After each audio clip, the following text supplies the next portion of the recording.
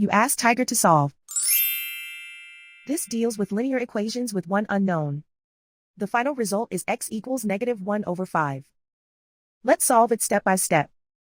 Group all constants on the right side of the equation. Subtract 1/5000 from both sides. Combine the fractions.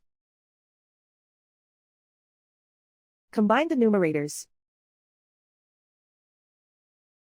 Reduce the zero numerator. Simplify the arithmetic.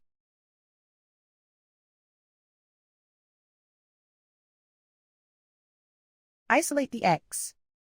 Multiply both sides by 1000. Group like terms. Multiply the coefficients.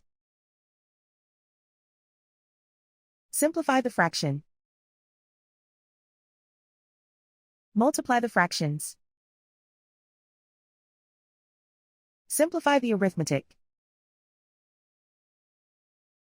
And so the final result is x equals -1/5.